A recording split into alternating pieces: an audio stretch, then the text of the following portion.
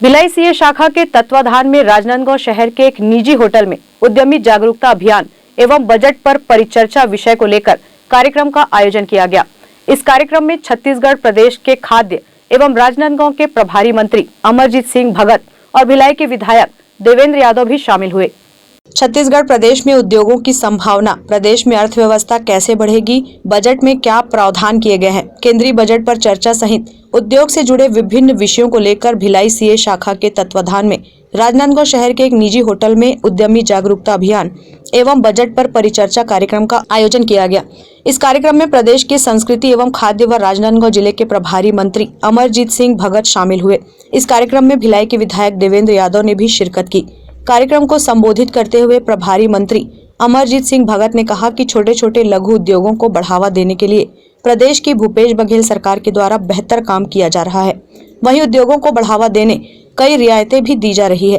प्रभारी मंत्री ने कहा कि ग्रामीण क्षेत्रों में गौठानों को इंडस्ट्रियल पार्क के रूप में विकसित किया गया है। इस अवसर पर प्रभारी मंत्री अमरजीत सिंह भगत ने केंद्रीय बजट को निराशाजनक बताया। विधायक देवेंद्र यादव ने अपने उद्बोधन में कहा कि बजट युवाओं गरीबों के लिए कोई प्रावधान नहीं है, कॉरपोरेट के लिए काफी अवसर है, वहीं छोटे उद्यमी भी छले गए हैं। आज राजनांदगांव में भिलाई के सीए साथियों के द्वारा उद्यमी जागरूकता अभियान के तहत यहाँ पर आज कार्यक्रम रखा गया था। उसमें यहाँ की अर्थव्यवस्था कैसे ग्रोथ करेगी, बजट में क्या प्रावधान किए गए हैं, सेंट्रल बजट का चर्चा और राज्य में क्या उद्योगों के लिए किया जा रहा है उसकी संभावनाओं के बारे में चर्चा की गई। सेंट्रल बजट के तुलनात्मक अगर हम छत्तीसगढ़ राज्य को देखें तो जहाँ पर सेंट्रल बजट में केवल अनाउंसमेंट है, एक्चुअली में लोगों को कुछ विशेष प्रावधान किया नहीं गया है। चाहे मध्यम वर्गीय जो छोटे उद्योग हैं उनके लिए भी, या मध्यम वर्गीय परिवार के लिए भी, चाहे जो बेरोजगार लोग हैं, युवा हैं, उनके लिए भी कुछ किया नहीं गया है। वहीं पर आप कंपैरिजन आप छत्तीसगढ़ का अर्थव्यवस्था को देखें, यहाँ के बजट को देखें, यहाँ के उद्योगों को देखें तो यहाँ का जो प्लानिंग है और इम्प्लीमेंट है दोनों उससे अलग हट करके है।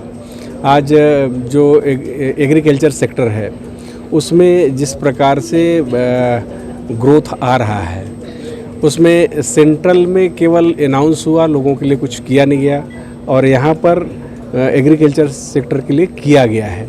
टोटल बजट का अगर हमारा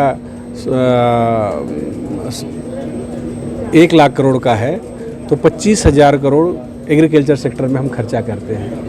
उनको इनपुट सब्सिडी देने के लिए, उनको रियायती दर पे दवाई, उनको रियायती दर पे खाद और औषधि, इन सब के माध्यम से भी उनको इंस्ट्रूमेंट देते हैं। तो ये सब मिला करके और इसमें ज़्यादा हो जाता है, 25% से भी और ज़्यादा होगा। यहाँ के 80% से ज़्यादा लोग कृषि सेक्टर से, कृषि कार्य से जुड़े हुए हैं। अगर कोई प्लानिंग 80% लोगों के लिए किया जाता है तो मैं सोचता हूँ कि बेस्ट पॉलिसी है। और धान जब हम लोगों से खरीदी करना शुरू किए, राज्य हमारा बना, सबसे पहला तो कर्ज माफ़ी किया गया, 2500 रुपये में धान खरीदी, और राजीव गांधी किसान नियोजन, तमाम तरह से जो सपोर्ट करने वाला जो कंटेंट है। आज अगर धान हमारे पास जो राज्य और केंद्र हमसे जितना ले रहा है और राज्य की हमारी आवश्यकता, उसके बाद जो शेष बचते हैं वो हमारे लिए एक्स्ट्रा है, और उसके कंजम्पशन के लिए अगर कोई हम बेस्ट पॉलिसी नहीं लाते हैं तो समझो कि हमको अपने पॉकेट से देना पड़ेगा, राज्य के ऊपर भार है। लेकिन माननीय मुख्यमंत्री भूपेश बघेल जी का जो प्लानिंग है वो इसमें काफ़ी हाइट लाया है। जागरूकता अभियान के तहत आयोजित किए गए इस कार्यक्रम में राजनांदगांव सहित दुर्ग भिलाई के चार्टर्ड अकाउंटेंट बड़ी संख्या में शामिल हुए। कार्यक्रम के दौरान राजनांदगांव की महापौर हेमा देशमुख भी उपस्थित रही।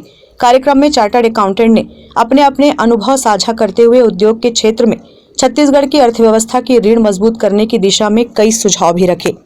Bureau report, grand news.